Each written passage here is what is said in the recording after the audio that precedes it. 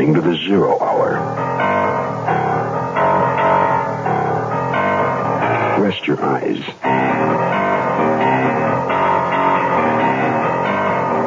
Exercise your imagination. Today, Glenn Hall Taylor's story of a murderous triumph. Other sins only speak. Murder shrieks out. Starring Greg Morris. In a Mutual Broadcasting System presentation of The Zero Hour.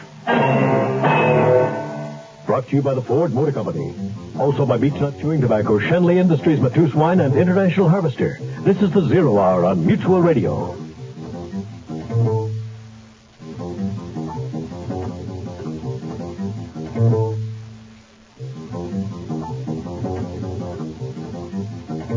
This is Hugh Downs with another car buyer's report from Ford. Car size and fuel economy are important considerations today. But so is the total cost of ownership, which involves purchase price, trade-in value, and operating economy. And Ford feels if you compare mid-size cars, you'll choose Ford Torino. Take some operating economy examples. Torino offers gas-saving steel-belted radial-ply tires standard, runs on regular gas, and has a 26.5-gallon fuel tank. That's 20% more capacity than its closest sales competitor. And compare some scheduled maintenance costs. You'll find in the course of 50,000 miles that compared to its closest sales competition, Torino's chassis is scheduled to be lubricated only once to their 8 times. Spark plugs are scheduled to be replaced only half as often. Everyone says compare. Ford says compare not only the cars, but the total cost of owning a car. The closer you look, the better we look.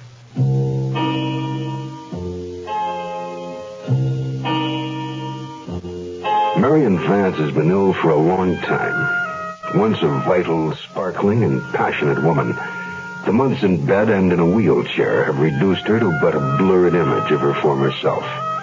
Today, therefore, is a very special day, for she feels her doctor's given her hope. A hope which brightens her future, even as her love for her husband has brightened her life. As our story begins, Dr. Harvey has just left. Cheeks flushed with excitement, Mrs. Vance calls out to her nurse. Ruth? Ruth? What is it, Mrs. Vance? Ruth, did Dr. Harvey speak with you before he left? Why, no, he didn't. I was out in the kitchen. He gave me the most wonderful news. Today, for the first time, he said he believes I'm going to recover completely. Isn't that exciting? It certainly is, Mrs. Vance. Oh, I feel as though I could get out of this bed right now, walk and even dance around. I'm afraid you hadn't better try anything like that just yet. I can't wait to tell Bob about it. He's been so good, so patient throughout this whole long siege. I think I heard your husband's car pull into the driveway just as we were talking. I'll go tell him to come right up. Now, if it is Bob, don't let him come up right away. I want to have time to fix my hair and put on a dab of makeup. I want him to see me as I used to be. And don't tell him what the doctor said. Very well, Mrs. Vance. I'll find something to occupy him for a few minutes. Thank you.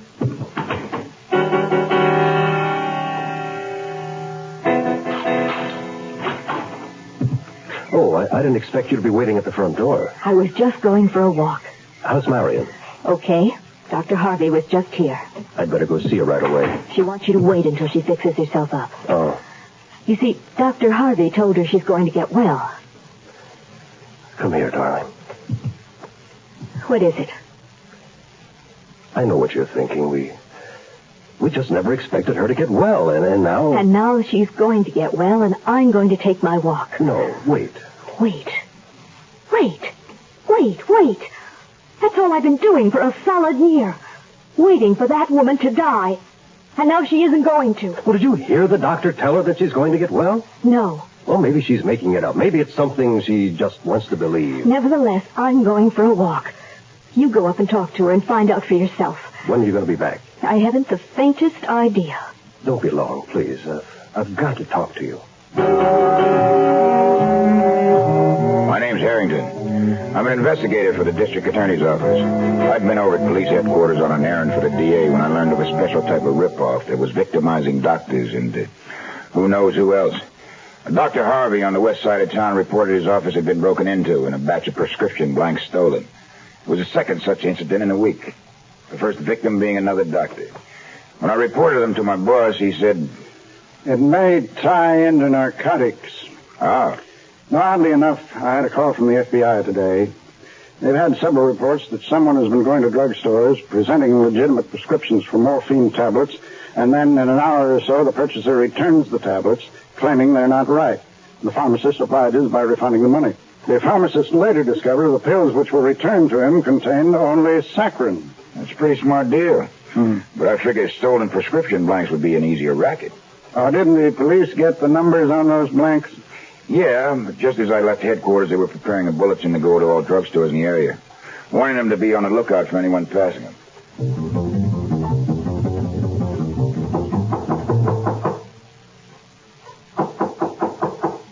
Who is it? Me, Bob. You certainly took your time. I was with Marion. I came as soon as I could. That was decent of you. I want to talk to you. May I come in? You're halfway in now. Thanks. More waiting? Please, Ruth, no attitude. This is hardly an attitude. Listen, I called Dr. Harvey. And? He says she misunderstood him. He merely told her that she seemed better today. Now, he told me her improvement is only temporary. Her case is still hopeless. It would seem mine is, too. It is not. She will die. Well, that's true of everyone eventually. And how many more years does he give her while I'm waiting? Please, Ruth, there's nothing we can do but wait. Nothing? There is such a thing as divorce, you know. With her in that condition, what would people say? Well, if they had any brains, they'd say you were well out of it. Oh, look, darling. You keep telling me you love me. Then why don't you show it? I try to. How? By letting me stay in this house and wait on your wife hand and foot? You're afraid to ask her for a divorce. I can't. The shock would be too great. It would kill her. Would that be so bad? Ruth! Well, would it? Now, wait. That's pretty cold-blooded. You know we both hoped she'd die. Yes, but not because we caused her death. Death is death. But the way you put it makes it sound like murder. And that shocks you? Yes. Well, now I know where I stand. I'm not waiting any longer. I'm getting out of here tonight. Ruth, you can't. I must mean more to you than that. You mean everything to me. That's why I can't take it any longer. Please, Ruth, I'll do anything to keep you with me. Do you mean that? Anything. Only don't leave me. I'll do anything. And it's all very simple. Somehow, you're going to arrange Marion's death. Here, honey, this is for you. Oh, George, what a nice surprise. What is it? It's a tire gauge. Oh, it's beautiful. Yeah. What's a tire gauge?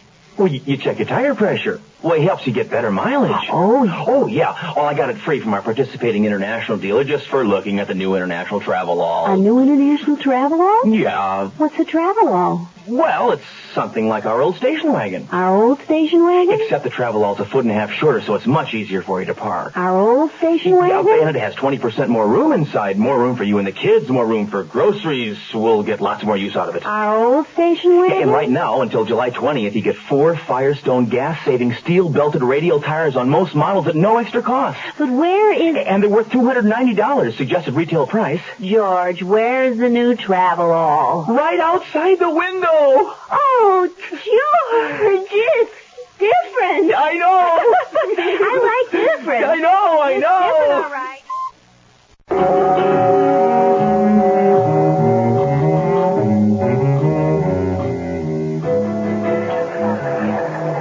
Yeah, Chief. I'm here at police headquarters with Sergeant Evans. He reached me on my car phone. I was only a few blocks away, so I swung over here. Yeah? Yeah, it ties in with those prescription blank robberies we were discussing yesterday. The druggist out on Beacon Avenue phoned headquarters. Evans took the call. So the druggist reported that this morning, before he'd received the police warning about the stolen blanks, he'd filled a prescription with Dr. Harvey's name on it. Right. Yeah, he was one of the doctors whose offices had been burglarized. Well, I'll swing right over there. I figured you'd want me to. That's why I called. Yes, sir. Goodbye. Thanks, Sarge. Sure, anytime, Harrington. I'm going to swing by the pharmacy and then go over to Dr. Harvey's office and take a chance on finding him in. You're the pharmacist that called police headquarters about the forgery? Are you from the police? I'm from the district attorney's office. Yes, I didn't say it was a forged signature. I merely said that I have received a prescription on one of Dr. Harvey's blanks. When I received the police bulletin, I reported immediately. I have it right here. Here you are, Mr. Harrington. Of course, you know I can't read this thing. Doctors write the way they talk. Yeah. Let me get used to it. There's that scroll there that looks like a sparrow key, for example. That is OC, meaning ounce. Well, I'm on my way to see Dr. Harvey now. You mind if I take this along? I'll give you a receipt. You'll get it back. Oh, gladly. Anything to help.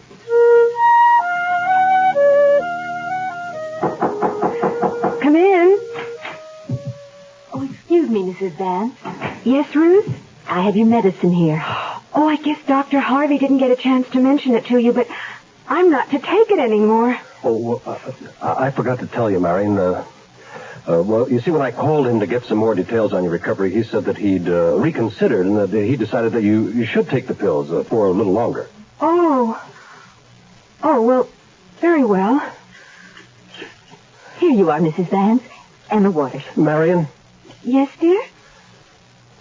Nothing. Why so many pills? This is a different prescription. Oh, thank you. You may have the glass back, Ruth. Won't you sit down and visit with us a while? Thank you.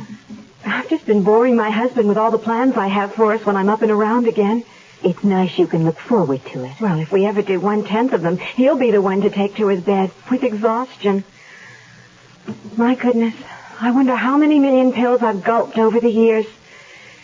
Sometimes I think... Oh, that frightened me. Mary, what's the matter? Oh, probably nothing, but I just had a sharp pain. It felt like... Oh, darling. Good Lord, Ruth, I can't take this. You've got to. Oh, Bob. Bob, call the doctor. Okay. What do you think you're doing? I've got to call Dr. Harvey. Are you out of your mind? I didn't know it was going to be like this. Bob, why are you just standing there? He isn't calling the doctor, Mrs. Vance. What do you mean? There's nothing any doctor can do for you now. What? You're dying. Ruth. Shut up. She's got to hear this. I've been waiting a year to tell it to her. Ruth, listen to me, Mrs. Vance. You're dying because we planned it. Your husband and I. I don't understand. We love each other, Mrs. Vance. You've been keeping us apart. No. See, my arms are around him. I'm holding him. Ruth. See, Mrs. Vance, see? Oh, no.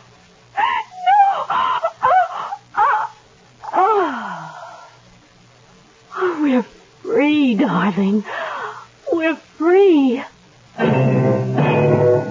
My daddy was a mighty fine man. He taught me a thing or two. A woman can hurt, so you stay on your guard and beechnuts the tobacco you chew. Them times we'd go fishing, my daddy and me. He'd tell me everything you ever knew.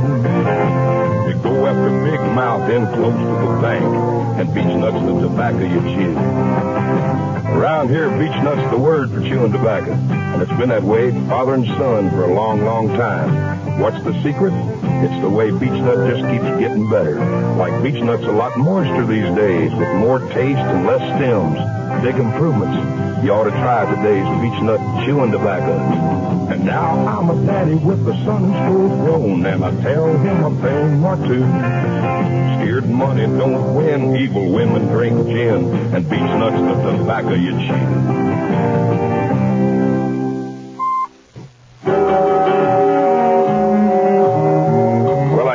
Dr. Harvey and showed him the prescription I'd borrowed from the pharmacist. Then came the old switcheroo. It was his signature, but the drug was one he'd never prescribed for anybody. The doc and I agreed that by the look of the creases where it had been folded, someone had carried it around for quite a while, maybe in a wallet or a handbag. Then, too, we bombed out on our narcotics ring theory, because it wasn't a drug any junkie would use. Whatever was hiding under that tongue-twisting Latin name he gave it was too powerful a drug to be used for a fix. In fact, the doc said if a person didn't know how to use it, it was sudden death. I thought I detected an erasure on the paper, so I hustled over to the police lab. Come into the living room, Ruth. No one's here but me, but, well, Dr. Harvey signed that death certificate and he left. Did he notice how long she'd been dead? Yes, but he concluded she died during the night. That's what I figured. The undertaker will be over soon to pick up the body. Good. The sooner the better. It was bad enough having her in the house alive. Ruth, I feel terrible about her, about everything. It's been a terrific strain. Oh, for heaven's sakes, Bob. You didn't think it was going to be fun and games, did you? No, but I didn't realize it would be so horrible either. You've got to get this thing out of your mind. The idea was to get rid of her so we could be together. You've done nothing but sit around wishing she was back. Oh, you're right. I must forget it. I won't talk about it anymore. Promise? Promise. No, that's better. Now, let's talk about you and me. Well, I think that we should wait a decent length of time between the funeral and our marriage. And what's a decent length of time? I don't know. I just don't think we should be too obvious. Oh, Bob, darling, I've waited so long. Please don't make me wait again. It mustn't be too long. It won't be, darling. It won't be. The police lab report confirmed my suspicion of an erasure on the prescription form. The lab man put it under the ultraviolet lamp, and the original writing showed up like a black eye on an albino. I reported this to Dr. Harvey, and he immediately suggested that Mrs. Vance's death, following the filling of the prescription, had been more than just a coincidence. I relayed his suspicions to the morgue, and they called in the medical examiner. He discovered poison in her stomach.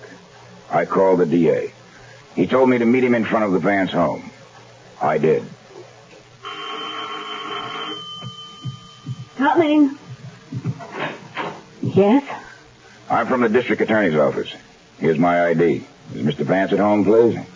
What do you want to see him about? Who's that, Ruth? Someone for you, Mr. Vance. Oh, well, what can I do for you? He's from the district attorney's office. May I speak with you, please? Of course. Come right in. Thank you.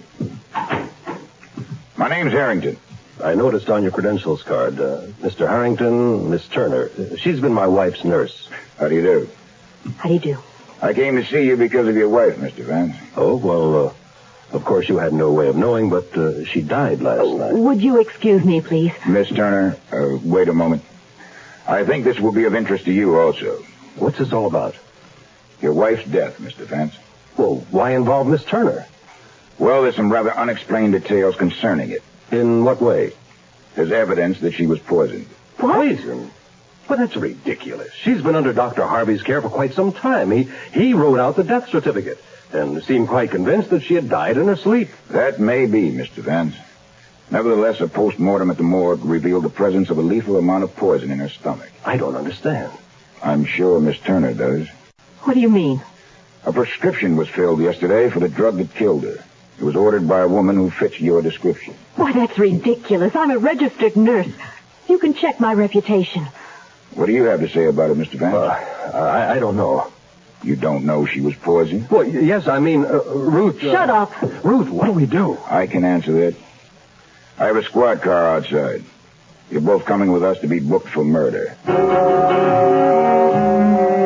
You know I'm no genius, but I don't understand how anybody figures they can get away with anything to leave so many footprints as murder. Mr. Vance and his nurse Ruth were apparently intelligent people. And everybody knows that the personal lives of men and women sometimes get all fouled up. That all marriages aren't made in heaven. And I know that guys get yens for dames and that dames are only human, despite a few like Ruth Turner. But I don't see how even she, especially as how she was trained in medicine, could think there wasn't a way to figure out a poisoning. Well, I got to split. My wife's getting dinner on about now, and I don't want to be late. After all, I don't want her sneaking something into my coffee. See you later.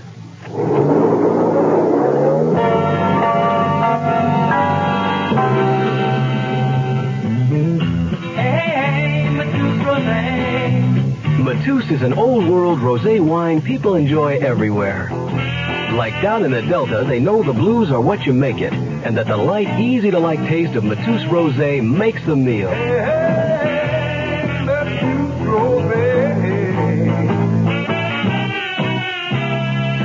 Man, on the West Coast, Matisse is out of sight, but you see it everywhere. Hey, Matisse Rosé. Matus Rosé is perfect for that elegant evening on the town. Matus, the rosé wine that goes with everything good, anywhere, anytime at all. Hey, Matus Rosé. Imported by Dreyfus Ashby and Company, New York, New York. I'm Rod Serling. Close your eyes, exercise your imagination, and join us again on our next presentation of The 0 Hour. Other Sins Only Speak. Murder Shrieks Out is an original radio drama adapted by Glenn Hall Taylor. Greg Morris was heard as Harrington. Featured in the cast were Scott Ellsworth, Iris Mann, Jay Johnston, Julie Bennett, and Jack Crucian. 0 Hour, rated by J.M. Kholos, directed by Don Hills, is produced in Hollywood for the Mutual Broadcasting System by Radio Productions Incorporated. Music is composed and conducted by Stanley D. Hoffman. Rochelle Sherman, associate producer. This has been a presentation of the Mutual Broadcasting System.